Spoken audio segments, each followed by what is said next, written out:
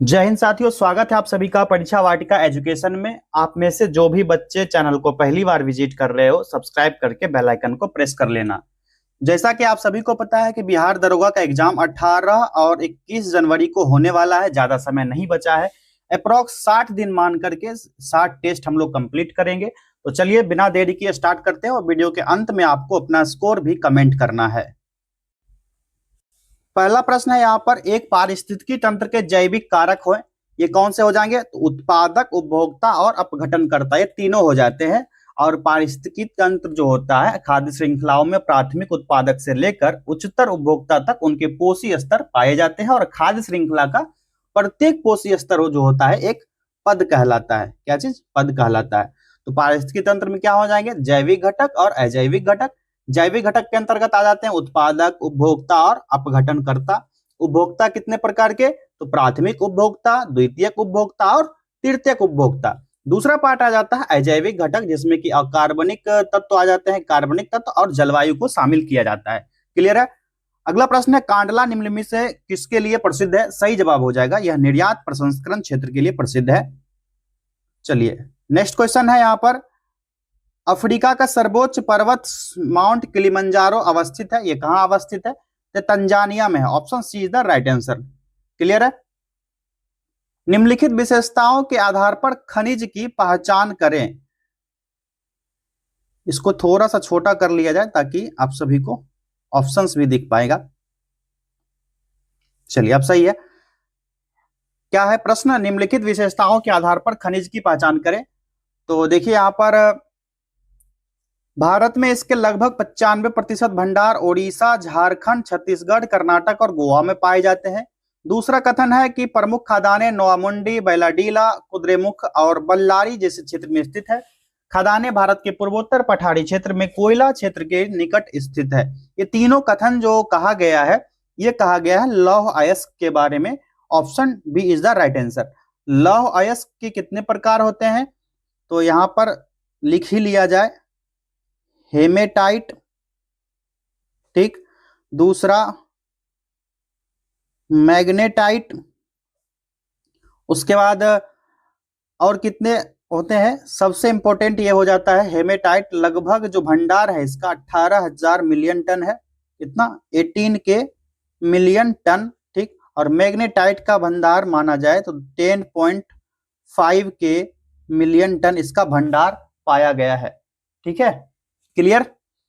अगला प्रश्न देखते हैं, इनमें से कौन सी नदियां का जोड़ा गंगा में उत्तर दिशा से आकर मिलने वाली नदियों का जोड़ा है? सही जवाब इसका हो जाएगा ऑप्शन बी, कोसी, बूढ़ी गंडक। क्लियर? मौसम एवं उनकी बनावट में परिवर्तन इस कारण होता है, यह परिवर्तन होता है पृथ्वी के अक्ष का इसके कक्ष के समतल की ओर झुका होने के कारण। विकल्प डी सही जवाब हो गया। अगला प्रश्न, भारत का अपने पड़ोसी देशों के साथ अंतरराष्ट्रीय सीमा की लंबाई के अनुसार आरोही क्रम क्या है? यह आरोही क्रम हो जाएगा क्या? तो नेपाल, पाकिस्तान, चीन और बांग्लादेश। विकल्प बी सही जवाब हो जाएगा। नेपाल के साथ जो सीमा साझा करता है भारत, कितना? नेपाल के साथ सीमा साझा होता है भारत का 1751 किलोमीटर का। उसके बाद आता है पाकिस्तान के साथ 3323 किलोमीटर, ठीक। और नेक्स्ट है चीन, तो चाइना के साथ 3488 किलोमीटर। नेक्स्ट बांग्लादेश, बांग्लादेश के साथ सबसे ज्यादा 4096.7 किलोमीटर का सीमा भारत साझा करता है। ठीक है, यहाँ पर चार ऑप्शंस जो दिए गए थे इसके आधार पर हो गया।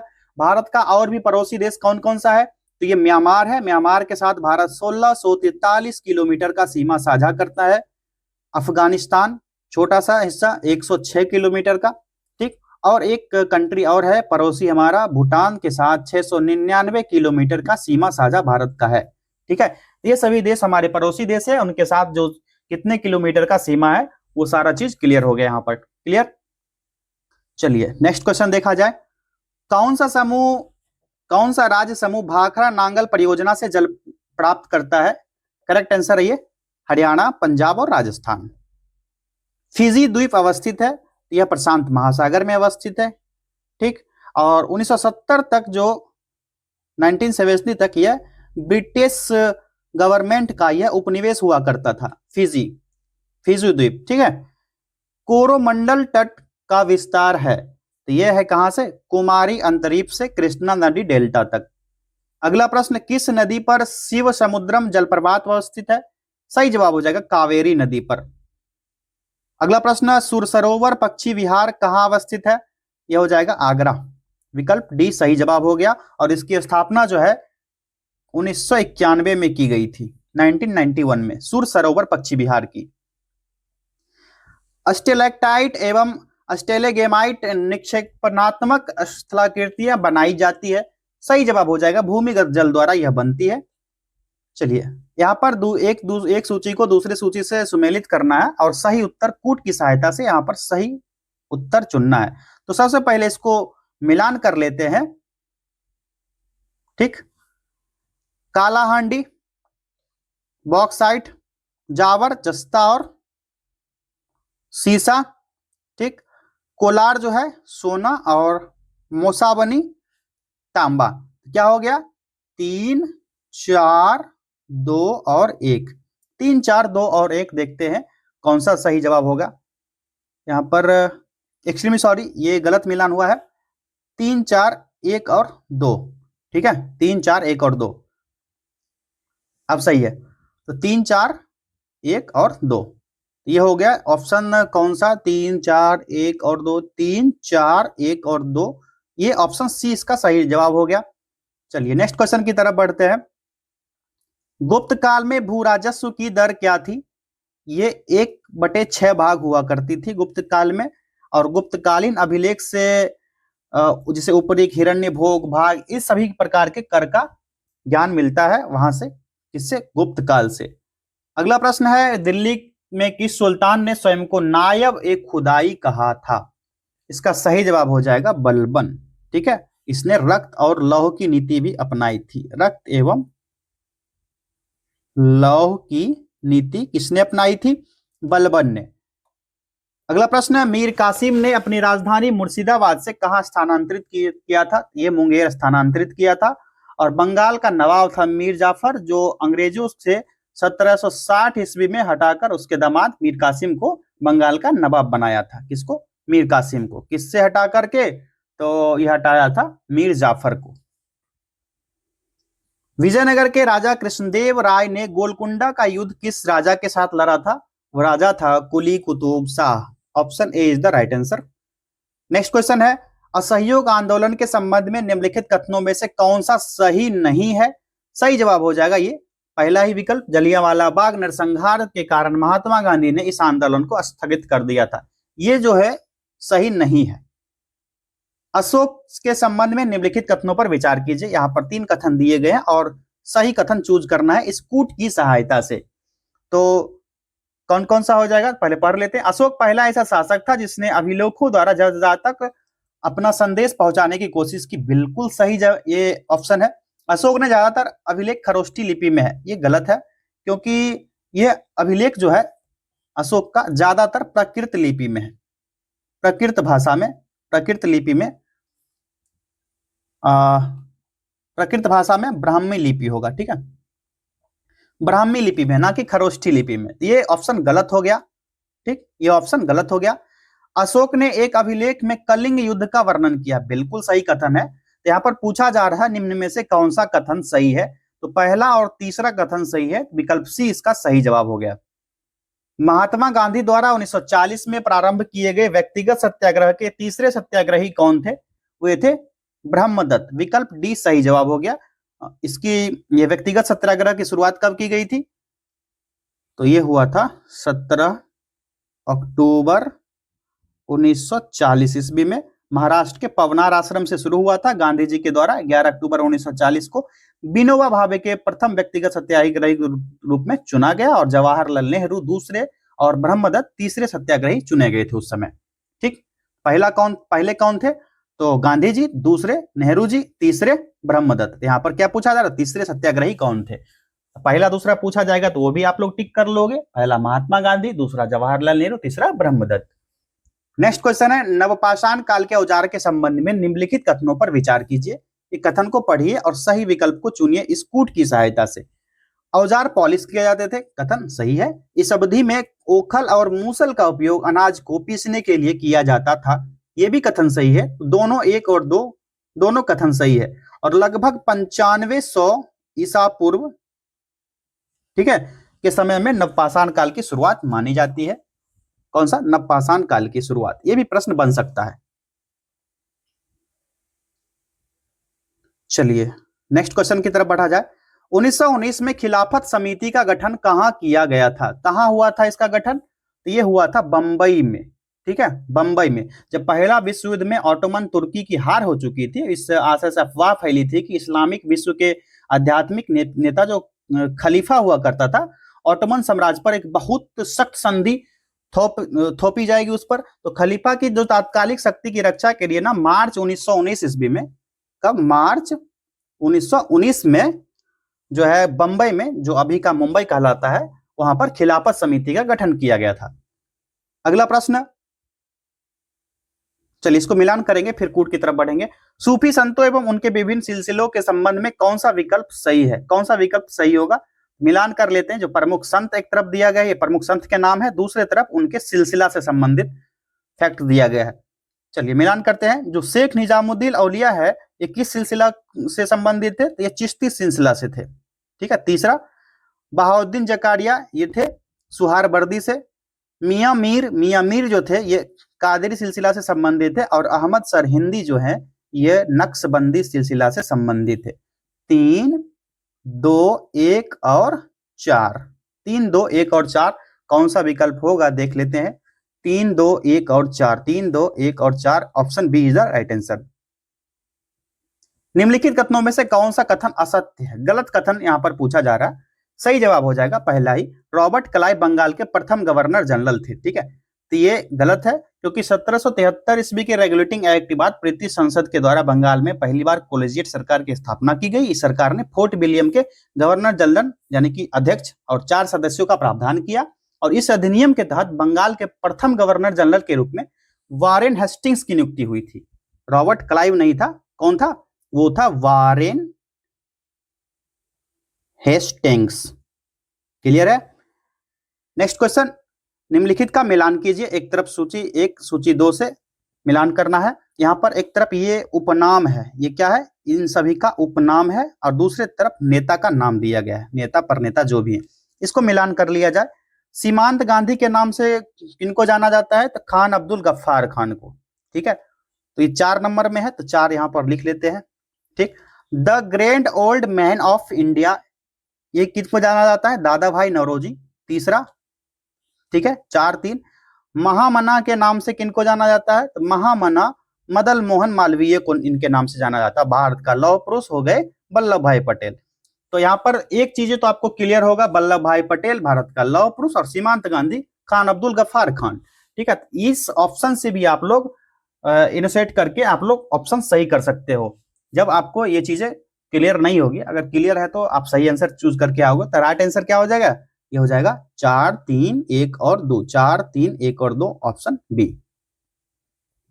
निम्नलिखित संधियों को काल क्रमानुसार सजाइए। सही जवाब हो जाएगा। यहां पर पहले मिलान कर लेते हैं। ठीक है, सबसे पहले इसका ईयर देखते हैं। सालवाई की संधि, सबसे पहले सालवाई की संधि कब? 1782 में। श्रीरंगपट्टनम की संधि 1792। बसीन की संधि कब हुई थी? 1802 ईस्वी में। और अमृतसर की संधि कब हुई थी? 1809 ईस्वी में। तो 4, 3, 2 और 1, नीचे से ऊपर की ओर। ठीक, 4, 3, 2 और 1, option C is the right answer. Clear है? नेक्स्ट क्वेश्चन, इजराइल और उसके अरब पड़ोसियों के बीच योम युद्ध किस वर्ष लड़ा गया था? सही जवाब हो जाएगा अक्टूबर 1973 में लड़ा गया था। विकल्प बी सही जवाब हो गया। जो योम किपुर युद्ध था, इसका पूरा नाम था योम किपुर युद्ध।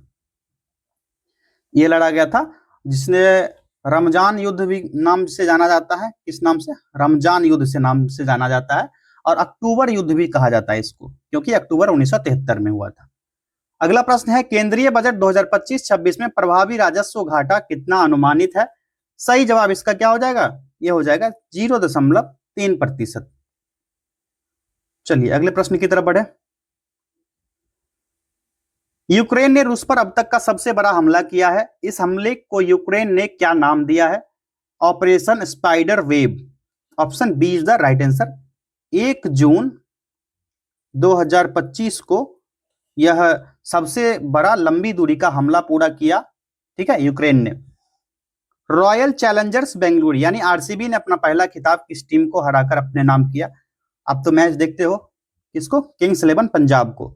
राफेल लड़ाकू विमानों के उत्पादन के लिए फ्रांस के डसॉल्ट एविएशन ने टाटा एडवांस्ड सिस्टम्स लिमिटेड के साथ मिलकर भारत में कहां पर उत्पादन इकाई लगाने की घोषणा की है? इसका राइट आंसर जो हो जाएगा विकल्प बी, हैदराबाद में। ठीक है, आप एक चीज कमेंट कीजिएगा, आरसीबी का कैप्टन कौन? मैच तो देखते होंगे आप लोग। और किंग्स 11 पंजाब का कैप्टन कौन है? प्रधानमंत्री ने आर्थिक सलाहकार परिषद का अध्यक्ष किसे नियुक्त किया है? तो यह नियुक्ति की गई है एस महेंद्र देव के रूप में। सही जवाब हो गया पहला विकल्प। ठीक है, और ये जो है पीएम के अध्यक्ष, जो ईएससी पीएम के अध्यक्ष के रूप में नवंबर 2024 से पद को संभाला है इन्होंने। शेर कश्मीर कृषि विज्ञान और प्रौद्योगिकी विश्वविद्यालय SKUAST ने पशु जैव प्रौद्योगिकी के प्रोफेसर डॉक्टर रियाज अहमद शाह के नेतृत्व में विशेषज्ञों की एक टीम ने भारत की पहली जीन संपादित डैश बनाकर एक महत्वपूर्ण सफलता हासिल की है। करेक्ट आंसर हो जाएगा, इन्होंने बनाया था, भेड़ को बनाया था। ठीक है, और इसकी जो रियाज की टीम थी 2012 में भारत का पहला क्लोन पश्मीना बकरी, ठीक है, पश्मीना बकरी भी इन्होंने ही बनाया था। ये भी बहुत न्यूज में रहा था, अभी भी क्वेश्चन पूछा जाता है। और इसका नाम रखा था इस बकरी का नूरी। ठीक है, इन्होंने ही बनाया था, डॉक्टर रियाज ने। अब बनाया है भेड़। क्लियर है? अब बनाया है भेड़ जिसमें कोई विदेशी जीन नहीं डाला गया है, सब देसी जीन है, और इसको CAS9 पद्धति से बनाया है। अगला प्रश्न है, यूनाइटेड किंगडम ने चागोस द्वीप मॉरिशस को सौंपने के लिए समझौता किया। चागोस द्वीप समूह की अवस्थिति किस महासागर में है? वेरी इजी, हिंद महासागर में है ये। ठीक, राष्ट्रपति द्रौपदी मुर्मू ने पूर्व रक्षा सचिव डॉक्टर अजय कुमार को किस संवैधानिक निकाय का नया अध्यक्ष नियुक्त किया है? करेक्ट आंसर हो जाएगा संघ लोक सेवा आयोग का। पाकिस्तान ने भारत पर कई ड्रोन और मिसाइलें दागी। पाकिस्तान की यह कार्रवाई कथित तौर पर भारत के खिलाफ अभियान डैश के तहत की गई। यह अभियान था ऑपरेशन बुनियान अल मरसूस। ऑप्शन ए सही जवाब हो गया इसका। कर्नल सोफिया कुरैशी और किसने संयुक्त रूप से भारत के ऑपरेशन सिंदूर और मीडिया ब्रीफिंग का नेतृत्व किया? ये थी दूसरे wing commander Vyomika Singh. Option B is the right answer. चलिए नेक्स्ट क्वेश्चन, विश्व प्रेस स्वतंत्रता सूचकांक 2025 में भारत का स्थान क्या है? भारत का यहां पर स्थान है 151वां। अगला प्रश्न है, सार्वजनिक क्षेत्र का बैंक बैंक ऑफ महाराष्ट्र ने किस ट्रेन में देश का पहला ATM लगाया है? तो ये पंचवटी एक्सप्रेस है। अंतर्राष्ट्रीय सौर संगठन के साथ कंट्री पार्टनरशिप फ्रेमवर्क पर हस्ताक्षर करने वाला अफ्रीकी देश बन गया है। यह देश कौन सा है? मॉरिशस। ठीक है, नेक्स्ट क्वेश्चन, भारतीय हवाई अड्डों और बंदरगाहों का उपयोग करके तीसरे देशों को निर्यात करने के लिए एक किस देश को दी जाने वाली ट्रांसशिपमेंट सुविधा को भारत ने वापस ले लिया है? यह है बांग्लादेश को। यह सुविधा जो दिया जाता था इसको वापस ले लिया है 8 अप्रैल 2025 से। क्लियर? भारत की किस हस्ती को लिस्बन शहर के सिटी ऑफ ऑनर से सम्मानित किया गया? ऑप्शन सी सही जवाब हो गया, द्रौपदी मुर्मू। नेक्स्ट क्वेश्चन, चौथा भारत अमेरिका त्रिसेवा संयुक्त अभ्यास टाइगर ट्रायम्फ 2025 का आयोजन कहां किया गया है? सही जवाब हो जाएगा विशाखापत्तनम में। ठीक है साथियों, आपकी जानकारी के लिए बता दूं, ये सारे करंट के क्वेश्चन जो आ रहे हैं तो सारे 800 प्रश्न करंट के 3 घंटे का एक लॉन्ग वीडियो है इसी यूट्यूब चैनल पर 2025 का करंट अफेयर्स, जो कि पूरा, जिसमें कि 2025 के सारे क्वेश्चन लगभग शामिल है। उस वीडियो को देख लीजिए, 3 घंटे में सारे 800 प्रश्न आपको करवाए गए हैं उसमें। ठीक है, यहाँ पर सजेस्टेड वीडियो में भी मैं इसका लिंक डाल दूंगा, वहां से भी देख सकते हो आप लोग। प्रत्येक वर्ष 21 जून को अंतर्राष्ट्रीय योग दिवस मनाया जाता है। वर्ष 2025 अंतर्राष्ट्रीय योग दिवस का थीम क्या था? करेक्ट आंसर इसका हो जाएगा एक पृथ्वी एक स्वास्थ्य के लिए योग। Option B. सरस्वती सम्मान 2024 किसे प्रदान करने की घोषणा की गई है? सही जवाब हो जाएगा साधु भद्रेश दास को। निम्नलिखित में से कौन सा अनुच्छेद मानव के दुर्व्यापार और बंधुआ मजदूरी पर रोक से संबंधित है? यह अनुच्छेद कौन सा हो जाएगा? बताइए आप लोग। ये हो जाएगा आर्टिकल 23 क्लॉज 1। यदि कोई व्यक्ति ऐसे पद पर नियुक्त हो गया हो जिस पर उसका कोई कानूनी हक नहीं है, तो ऐसी स्थिति में न्यायालय कौन सी रिट जारी करेगा? ये सारे क्वेश्चन जो है आप लोग बहुत दिन से पढ़ते आए हो। अधिकार परीक्षा है, जब न्यायालय को लगता है कि कोई व्यक्ति ऐसे पद पर नियुक्त हो गया जिस पर कोई कानूनी हक उसका नहीं है, तब न्यायालय अधिकार परीक्षा आदेश के द्वारा उसे पद पर कार्य करने से रोक देता है। ये सही जवाब कौन सा हो जाएगा? अधिकार परीक्षा, ऑप्शन सी। चलिए नेक्स्ट क्वेश्चन की तरफ बढ़ते हैं। निम्नलिखित कथनों पर विचार कीजिए। यहाँ पर दो कथन दिए गए हैं और कूट की सहायता से जो कथन सत्य होंगे उसका सही जवाब चुनना है। यहाँ पर पहला है, कानून बनाना केवल एक विधायी प्रक्रिया ही नहीं बल्कि राजनीतिक प्रक्रिया भी है। बिल्कुल सही है। मंत्री के अतिरिक्त कोई और सदस्य विधेयक पेश करे तो ऐसे विधेयक को निजी विधेयक कहते हैं, ये भी सही है। तो यहाँ पर राइट आंसर क्या हो जाएगा? तो संविधान के जो आर्टिकल 105 में है, संसदीय विशेषाधिकार का जो उपबंध है वो दिया गया है, उसी से संबंधित ये दोनों कथन है आर्टिकल 105 से। तो ये सही जवाब हो जाएगा 1 और 2 दोनों। विकल्प सी सही जवाब हो गया। विधेयक कितने प्रकार के होते हैं? तो ये विधेयक होते हैं सरकारी विधेयक, गैर सरकारी विधेयक जिसको प्राइवेट मेंबर बिल भी कहते हैं, जिसको निजी विधेयक के नाम से भी आम भाषा में जाना जाता है। और ये विधेयक किसी ऐसे संसद द्वारा पेश किया जाता है जो मंत्री नहीं होता है। भारतीय संविधान को औपचारिक रूप से कब लागू किया गया? ये चीजें आपको पता है। कब लागू किया? 26 जनवरी 1950 को। सही जवाब ऑप्शन बी। निम्नलिखित में से कौन सा कथन असत्य है इनमें से? तो right answer option B, Manipur से अलग करके 1972 में मेघालय राज्य बनाया गया। ठीक है, तो मणिपुर और त्रिपुरा राज्य जो है 1972 में आया था। कौन कौन? मणिपुर और त्रिपुरा जो है 1972 में अस्तित्व में आया था, और असम से अलग करके 1972 में मेघालय बना। किससे? असम से ये अलग हुआ था मेघालय। ठीक, कब अलग हुआ था? तो ये हुआ था 1972 में। ठीक, 1986 में पंजाबी भाषा इलाकों को पंजाब राज्य का दर्जा दिया गया। कब? 1966 में। तो असत्य कथन है, तो ये ऑप्शन बी सही जवाब हो जाएगा। ये मणिपुर से नहीं, असम से अलग करके बनाया गया था मेघालय 1972 में। इंदिरा गांधी से संबंधित निम्नलिखित कथनों में से कौन सा असत्य है? चलिए कथन को पढ़िए। यहाँ पर राइट आंसर क्या हो जाएगा? तो यहाँ पर साफ डायरेक्ट दिख रहा है, लाल बहादुर शास्त्री के मंत्रिमंडल में इन्होंने विदेश मंत्रालय का प्रभार संभाला। ये सही ऑप्शन है। ठीक, इंदिरा गांधी की सरकार 1966 से 1977 तक रही थी। ठीक, उसके बाद 1980 से 84 के बीच प्रधानमंत्री बनी रही इंदिरा गांधी, और युवा कांग्रेस नेता कार्यकर्ता के रूप में स्वतंत्रता आंदोलन में भी इनकी भागीदारी रही थी, क्योंकि लाल बहादुर शास्त्री। निम्नलिखित में से कौन भारतीय संविधान की प्रारूप समिति के सदस्य नहीं थे? इनमें से कौन नहीं थे? तो डॉक्टर HP मोदी। विकल्प सी सही जवाब हो जाएगा। 29 अगस्त 1947 को जो संविधान की प्रारूप समिति जो गठित हुआ था संविधान, कब? 29 अगस्त 1947 को प्रारूप समिति, इसमें शामिल नहीं थे HP मोदी। और इसके सभापति कौन थे? भीमराव अंबेडकर। और अन्य सदस्य में थे गोस्वामी, उनका नाम था नहीं, गोपाल स्वामी अयंगर थे, और अल्लादी कृष्ण स्वामी अयंगर, और KM मुंशी, और सैयद मोहम्मद सादुल्ला थे। ये प्रश्न बहुत बार पूछा गया है एग्जाम में भी, और सेट प्रैक्टिस में बार बार इसको रिपीट किया जा रहा है। प्राकृतिक पर्यावरण की रक्षा करे और उसका संवर्धन करे, उपबंध निम्नलिखित में से किससे संबंधित है? सही जवाब इसका हो जाएगा ऑप्शन बी, मूल कर्तव्य से संबंधित है। 1976 ईस्वी में 42वां संविधान संशोधन विधेयक बनाया गया, इसमें मूल कर्तव्य को शामिल किया गया। कब? 1976 में। 1976 का 40वां संशोधन अधिनियम भारत के संविधान के किस अनुच्छेद पर लागू किया गया? तो यह अनुच्छेद है 297। ठीक, नेक्स्ट क्वेश्चन की तरफ बढ़े। चलिए अगला प्रश्न है यहाँ पर, निम्नलिखित में से कौन सा संविधान के अनुच्छेद 3 के तहत संसद के कानून द्वारा संभव नहीं है? इनमें से क्या संभव नहीं होगा? ये हो जाएगा नए राज्य के लिए राज्यसभा में सीट निर्धारण। ये सही नहीं होगा, ये राइट आंसर हो जाएगा। ठीक है, और अनुच्छेद 3 कहता है कि संसद को नए राज्य के गठन, मौजूदा राज्य के परिवर्तन से संबंधित कानून बनाने का अधिकार होगा, और संसद कानून द्वारा क्या कर सकती है? एक राज्य से क्षेत्र को अलग करके, या 2 या अधिक राज्यों या राज्यों के कुछ हिस्सों को एकजुट करके एक नया राज्य तैयार कर सकता है।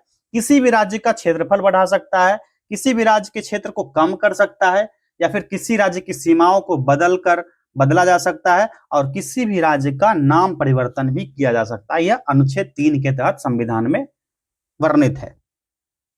दूसरी पंचवर्षीय योजना से संबंधित निम्नलिखित कथनों पर विचार कीजिए। करेक्ट आंसर हो जाएगा यहां पर, पहले देख लीजिए, पढ़ लीजिए। दूसरी पंचवर्षीय योजना में भारी उद्योग के विकास पर जोर दिया गया, बिल्कुल सही। सरकार ने देसी उद्योग को संरक्षण देने के लिए आयात पर भारी शुल्क लगाया, ये भी सही है। और पीसी महालनोबिस के नेतृत्व में अर्थशास्त्रियों और योजनाओं की एक टोली ने यह योजना तैयार की, ये भी सही है। दूसरी पंचवर्षीय योजना कब से कब? 1956 से 1961 की अवधि और पीसी महालनोबिस मॉडल पर आधारित था। ठीक है, तो ये तीनों ऑप्शन सही हो जाएगा। तो कौन सा कथन सत्य है? 1, 2, 3, ऑप्शन सी राइट आंसर हो गया। भारत में समावेशी विकास की अवधारणा किस पंचवर्षीय योजना में मुखर हुई? सही जवाब हो जाएगा 11वीं पंचवर्षीय योजना, जिसका कार्यकाल 2007 से लेकर 2012 तक था। ठीक, नरेगा के संदर्भ में निम्नलिखित कथनों पर विचार करें। यहाँ पर कथन दिए गए हैं और सही ऑप्शन चूज करना है कूट की सहायता से। तो कौन सा कथन सही होगा? पढ़ लेते हैं। इसे 2005 में अपनाया गया, बिल्कुल सही है। राष्ट्रीय ग्रामीण रोजगार गारंटी अधिनियम, इसका फुल फॉर्म नरेगा। ठीक, और इस अधिनियम, इसका उद्देश्य प्रत्येक ग्रामीण परिवार के वयस्क सदस्य को 100 दिन का रोजगार उपलब्ध कराना है, बिल्कुल सही है। 2 अक्टूबर 2009 को इसे मनरेगा नाम दिया गया, ये भी सही है। महात्मा गांधी राष्ट्रीय ग्रामीण रोजगार गारंटी अधिनियम मनरेगा, इसमें ग्राम सभा तथा ग्राम पंचायतें मुख्य भूमिका निभाती है। चौथा कथन भी सही है। 1, 2, 3 और 4 विकल्प डी इसका सही जवाब हो जाएगा। बेरोजगारी से संबंधित आंकड़े निम्नलिखित में से कौन सी संस्था मंत्रालय जारी कर सकती है या जारी करती है? करेक्ट आंसर हो जाएगा सांख्यिकी राष्ट्रीय सांख्यिकी कार्यालय मंत्रालय, option B. Next question, Bharat में वित्तीय वर्ष की अवधि होती है? सही जवाब है 1 अप्रैल से 31 मार्च तक। नेक्स्ट क्वेश्चन, निम्नलिखित में से कौन सा एक राजकोषीय नीति के 3 मूल उद्देश्यों में शामिल है? ये कौन कौन से हैं? तो इसमें जो है राइट आंसर होगा समृद्धि होगा। ठीक है, और 3 कौन कौन से हैं? एक साम्य, ठीक, दूसरा हो जाएगा स्थिर समृद्धि जो कि ऑप्शन में दिया गया है, और तीसरा हो जाता है स्थिरता।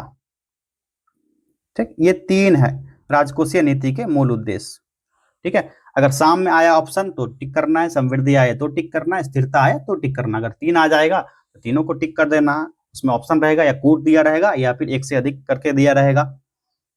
चलिए अगले क्वेश्चन की तरफ बढ़े। विरामावस्था से चलकर एक ट्रेन 2 मीटर प्रति सेकेंड के एक समान त्वरण से 1 मिनट तक चलती है। इतने समय में ट्रेन द्वारा तय की गई दूरी निकाले। ये दूरी क्या होगी? तो इसका जो प्रारंभिक वेग जो म्यू हो जाएगा, ये कितना होगा? 0, और त्वरण यानी एक्सेलरेशन कितना है? 2 मीटर पर सेकेंड स्क्वायर। समय time is equal to 1 minute में कितना? 60 सेकेंड हो जाएगा। क्लियर है? और तय दूरी निकालना हो, दूरी बराबर क्या हो जाएगा?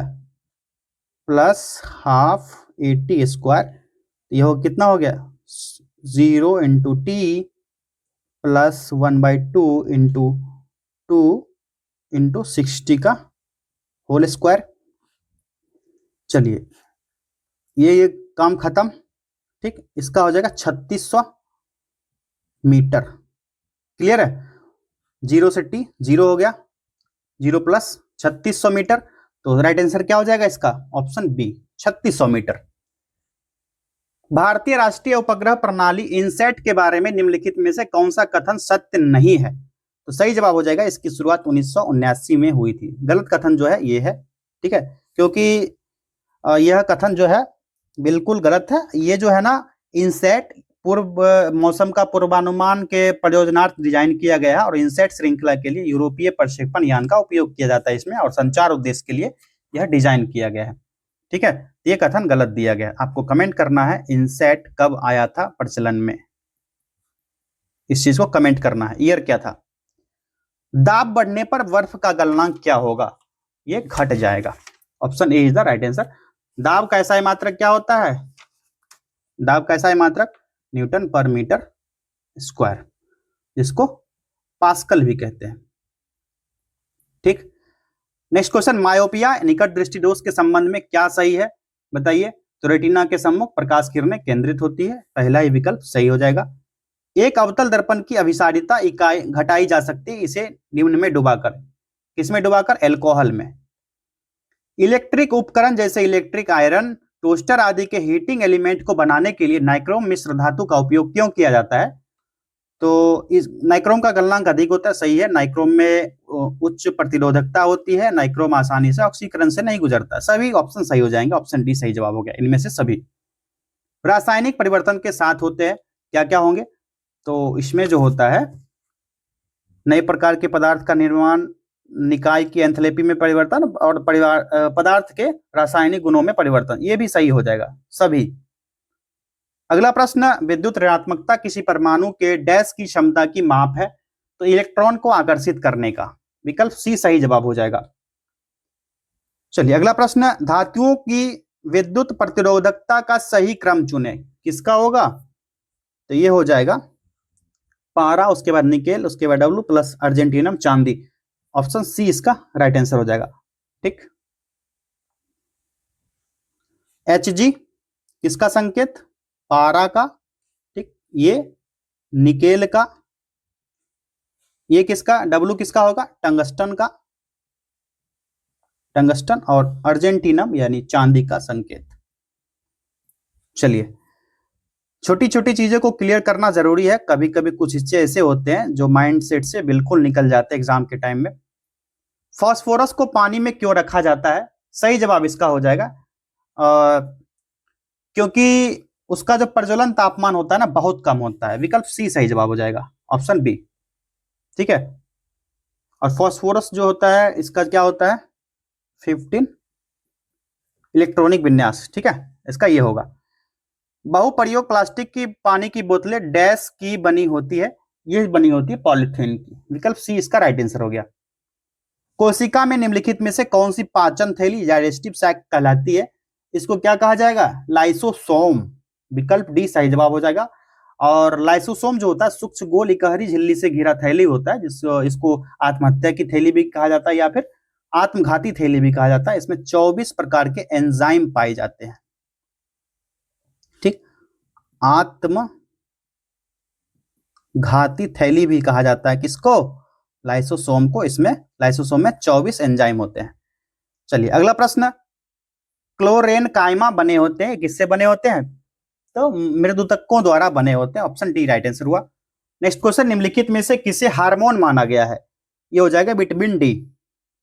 ठीक है, और विटामिन ए जो होता है अत्यधिक असंतृप्त एल्कोहल है, ये असंतृप्त एल्कोहल है। ठीक है, अगर पूछा जाएगा जैसे हार्मोन पूछा गया तो असंतृप्त एल्कोहल, तो विटामिन ए टिक करके आप लोगों ने आना है। और पादप के जो कैरोटीन रंजक में विटामिन ए का ही संश्लेषण होता है, और विटामिन ए की कमी से रतौंधी रोग होता है। मनुष्य के शरीर में 2 विटामिन डी और ई बनता है, जो मनुष्य के शरीर में ऑटोमेटिक बनता है। और विटामिन सी जो होता है ये प्रतिरक्षा प्रणाली को सक्रिय करता है। कौन सा? Vitamin C. सारे विटामिन के बारे में क्लियर है। मध्य कान में मौजूद 3 हड्डियों के नाम क्या है? इसके क्या क्या नाम हो सकते हैं बताइए आप लोग इनमें से? हैमर, एनविल और स्टीरफ। विकल्प बी सही जवाब हो गया। और फीमर, टिबिया, फिबुला जो होती है पांव की हड्डी होती है। फीमर, टिबिया, फिबुला, यहां पर ऑप्शन में नहीं दिया गया कोई भी ना, यहां लिख लीजिए फीमर, टेबुला और टिबिया, एक्सट्रीमली सॉरी, टिबिया और फेबुला। ये पांव की हड्डी होती है। किसकी? पांव की हड्डी होती है ये तीनों। ठीक, रेडियस अल्ना ह्यूमर जो होती है हाथ की हड्डी। और मध्य कान की 3 हड्डियां कौन कौन सी होती है? Hammer, anvil, stirrup. और अस्थि जो होता है पंजर के रूप में पाया जाता है। और शरीर की सबसे छोटी हड्डी पूछा जाएगा तो ये हो जाएगा, शरीर की सबसे छोटी हड्डी अगर एग्जाम में पूछा जाए तो स्टेपीज। और ये जो क्वेश्चन है ना पूछा जाता है, ये स्टेपीज जो है शरीर की सबसे छोटी हड्डी है। क्या? स्टेपीज। एग्जाम में पूछा जाता है अक्सर स्टेपीज हड्डी के बारे में। क्लियर है? चलिए अगले प्रश्न की तरफ बढ़े।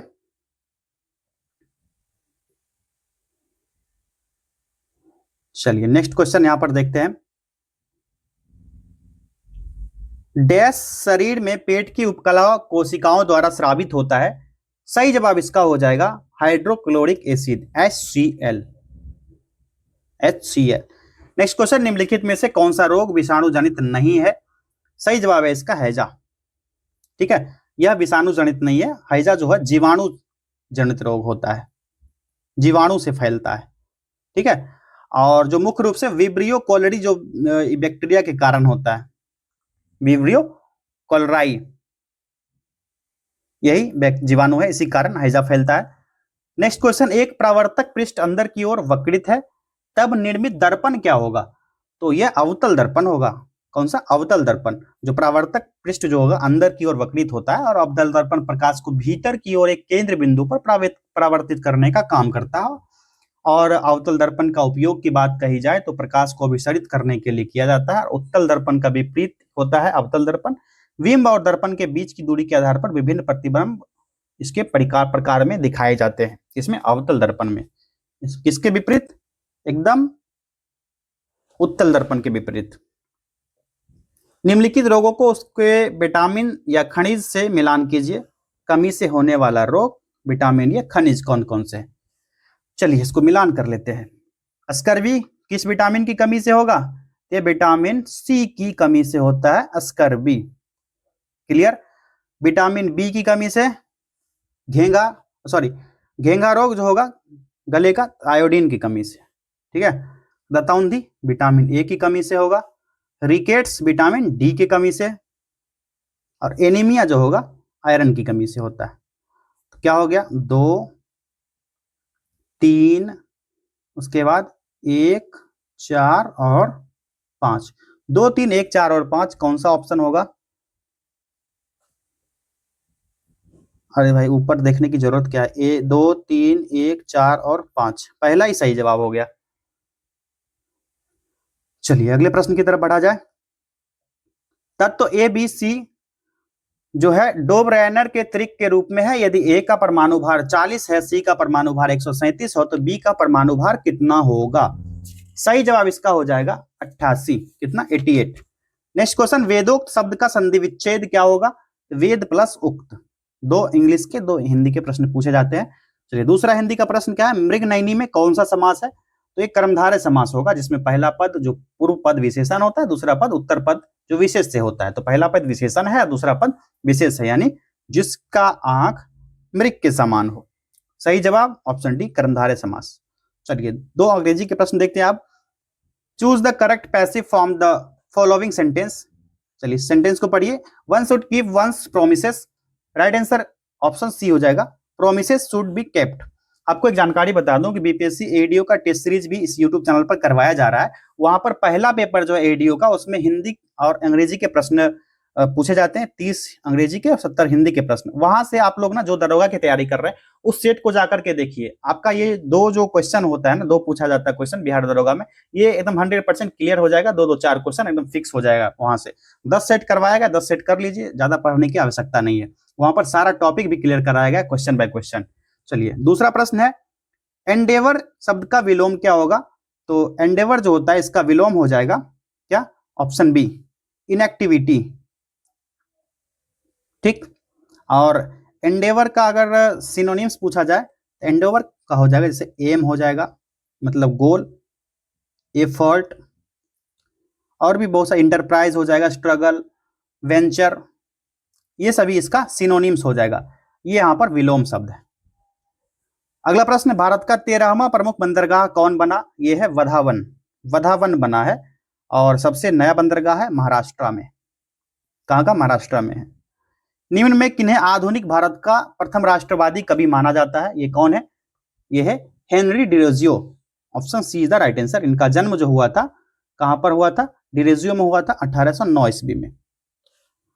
नेक्स्ट क्वेश्चन, प्रथम गणतंत्र दिवस परेड निम्नलिखित में से किस वर्ष आयोजित की गई थी? 1950 में। ठीक, राष्ट्रीय अंतरिक्ष दिवस की तिथि को मनाए जाने की घोषणा की गई है। यह तिथि कौन सा है? 23 अगस्त को। अगला प्रश्न, भारतीय वायुसेना को कितने कमांड में विभाजित किया गया है? सही जवाब है 7 कमांड में। ठीक, मध्य वायु कमान, पूर्वी अनुरक्षण, दक्षिण पश्चिमी वायु कमान, दक्षिणी वायु कमान, प्रशिक्षण कमान और पश्चिमी वायु कमान। इसका जितना भी मैंने बोला 7 को आप लोग बैक करके सुन लीजिएगा, लिख लीजिएगा। नेक्स्ट क्वेश्चन, किस वर्ष राजीव गांधी खेल रत्न पुरस्कार का नाम बदलकर मेजर ध्यानचंद खेल रत्न अवार्ड कर दिया गया था? ये प्रश्न फिर से रिपीटेड है, राइट आंसर हो जाएगा 2021 में यह बदला गया था मोदी सरकार द्वारा। चलिए नेक्स्ट क्वेश्चन की तरफ बढ़े। अब जो प्रश्न आएंगे, अभी तो नहीं, गणित के भी प्रश्न आएंगे यहां पर। चलिए क्वेश्चन नंबर 93 इसको देख लेते हैं। अहपन लोक कला का संबंध किस राज्य से है? यह संबंधित है बिहार से, ठीक है, बिहार से। और जितने भी राज्य के लोक कला है, आप लोग कल्चर से, हिस्ट्री का कल्चर कोई भी बुक फॉलो करते हैं वहां से देख लीजिएगा, एक प्रश्न पूछा जाता है। निम्नलिखित का मिलान करें। एक तरफ पीढ़ी दिया गया, दूसरे तरफ वर्ष का अंतराल दिया गया है, मिलान कर लेते हैं। जो जनरेशन एक्स है, एक्स जनरेशन 1965 से 1980 के बीच का है, ठीक है। उसके बाद जनरेशन वाई संबंधित है 1981 से 1996 के बीच। उसके बाद जनरेशन जे जो 1997 से 2010 के बीच है। और उसके बाद है जनरेशन अल्फा जो है 2010 से लेकर के 2024 के बीच है। तो अभी जो एक नेपाल में जो वहां के प्रधानमंत्री, चाहे जितने भी मंत्रिमंडल को मार के भगाया गया, वहां का संसद भवन जला दिया गया, तो जेनजी जनरेशन के द्वारा ही जलाया गया था, जिनका जन्म 1997 से 2010 के बीच हुआ था। और जिन बच्चों का जन्म हुआ है 2010 से 2024 के बीच, वो कहलाएंगे जनरेशन अल्फा। अब 2024 से लेकर के जितने भी आगे के जनरेशन आएंगे, वो सारे के सारे किस जनरेशन के हैं, आप लोग कमेंट कीजिए, ठीक है। तो यहाँ पर जो मिलान किए हैं, इस हिसाब से राइट आंसर क्या हो गया? 2, 4, 1 और 3। 2, 4, 1 और 3 कौन सा ऑप्शन होगा? Option C is the right answer. चलिए अब आया मैथ का प्रश्न। चलिए यहाँ पर पढ़ लीजिए आप लोग, इसको सॉल्व करते हैं। तो इसको यहाँ पर सॉल्व करेंगे तो बड़ा लंबा जाएगा। 100 का स्क्वायर को आप लोग फिर घटाते घटाते जाओगे इस तरह से। तो यहाँ पर ना एक फॉर्मूला है, n प्राकृत संख्या का योग बराबर क्या होता है? n/2 इंटू a+1, ठीक। तो n कितना है? 90 दिया गया है, जो कि पहला पद है, फर्स्ट टर्म है, ठीक है। और l जो है यहाँ पर क्या है? Last term. इसको मान लेते हैं सम क्या होगा, तो हो जाएगा 90/2 into 100 plus 11 is equal to कितना हो जाएगा? ये 45 हो गया, ये हो गया कितना? 111। 45 इंटू 111 कितना हो जाएगा? 4995। कैलकुलेट कर लीजिएगा आप लोग। Option C is the right answer. चलिए नेक्स्ट क्वेश्चन है, प्रश्न चिन्ह के स्थान पर कौन सा अंक आएगा? इसको इरेज कर लो ताकि ये प्रश्न चिन्ह आपको दिख पाए, अभी तक नहीं दिखा होगा। चलिए इसको इरेज कर लिया हमने। इस जगह पर क्या आएगा ये पूछा जा रहा। तो जिस प्रकार ना ये जो है 7 + 6 का स्क्वायर, 7 + 6 कितना हो गया? 13 का स्क्वायर क्या हो गया? 179, ठीक। 9, 2, 11, 11 का स्क्वायर कितना हो गया? 121। अब 9, 7 कितना होगा? 16। 16 का स्क्वायर क्या होगा? आप लोग कमेंट कीजिए, कितना होगा? 256। वही इसका राइट आंसर हो गया, option C. Very easy. Next question, एक चुनाव में 2 उम्मीदवार थे। हारने वाले उम्मीदवार ने 41% वोट प्राप्त किया और वो 5580 वोटों से हार गया। कुल वोटों की संख्या कितनी थी? इसको सॉल्व किया जाए। जो पहले तो 100% मान लेते हैं। 100% वोट कितना मिला इसको? 41%, ठीक। बचे कितना? 59%। अंतराल इसका क्या हो जाएगा? 18% का। तो 18% बराबर मान लेते हैं 5580, ठीक। 1% कितना हो जाएगा? 310। तो यहाँ पर 100% निकाला जाए तो कितना हो जाएगा? 31,000, ठीक है। 3100 गुना 100 हो जाएगा 31,000। सही जवाब क्या हो गया? ऑप्शन ए, पहला विकल्प सही हो गया। एक महिला की तस्वीर देखकर विनीता ने कहा, वह मेरे पिता के भाई के पिता की पत्नी है। तस्वीर में दिख रही महिला विनीता से किस प्रकार संबंधित है? चलिए इसको बनाते हैं। महिला की तस्वीर देखकर विनीता क्या कहता है? वह मेरे पिता के भाई के पिता की पत्नी है, ठीक है। ये वाइफ, ठीक। ये फादर। क्या कहता है? जो फादर का भाई है, नहीं ब्रदर है, उसका ये पिता है, ठीक। और मान लीजिए ये विनीता। तो विनीता जो है पत्नी हो जाएगी किसकी, तो ये हो जाएगी पिता की माता, जो ये इसका पिता है उसकी माता, ठीक। तो विनीता किस प्रकार संबंधित है, उसकी माता है, तो पिता की माता है। ऑप्शन डी राइट आंसर हो गया इसका। 6 मित्र GH, M, J, K, L एक सीधी रेखा में उत्तर की ओर मुख करके बैठे हैं, GL, H के बीच बैठा है। चलिए इसको सॉल्व करते हैं। सबसे पहले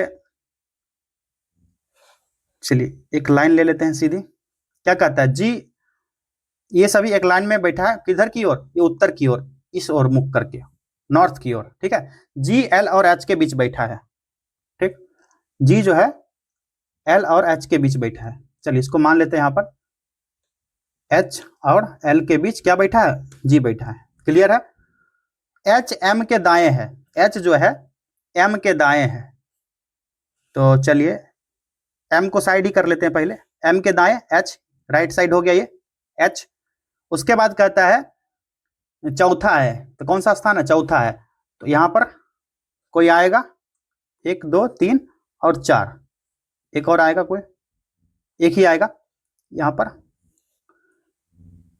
पर कौन आएगा, तो यहां पर M जो है M के चौथा है H, 1 2 3 और 4, H सही है, ठीक। उसके बाद कहता है के H के ठीक बाएं दाएं बैठा है, के जो है H के ठीक दाएं बैठा है, H के ठीक दाएं, H का ठीक दाया जस्ट इसके बगल में बैठा होगा, ठीक।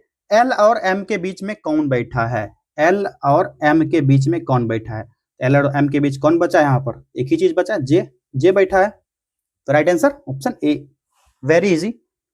मिश्र धातु A और B में तांबे और जस्ते का अनुपात 3:4 है और 5:9 है। A और B 2:3 में लेकर एक नई मिश्र धातु C बनाएगी। C में तांबे और जस्ते का अनुपात क्या होगा। जो मिश्र धातु A में तांबा और जस्ता का अनुपात जो होगा कितना दिया गया है, 3x इंटू 4x मान लेते हैं, इसको इक्वेशन पहला मान लेते हैं। और मिश्र धातु B में तांबा और जस्ता का अनुपात क्या है, ये हो जाएगा 5x इंटू 9x, इसको दूसरा इक्वेशन मान लेते हैं। समीकरण 1 में जो 4 2 गुना 2 से गुना करेंगे और समीकरण 2 में जो है 3 गुना 1 से गुना करेंगे। तो यहाँ पर चलिए यहाँ पर करते हैं। समीकरण पहला में 4 यानी 2 इंटू 2 से गुना करेंगे और दूसरे समीकरण में क्या करेंगे, 3 गुना 1 करेंगे, ठीक।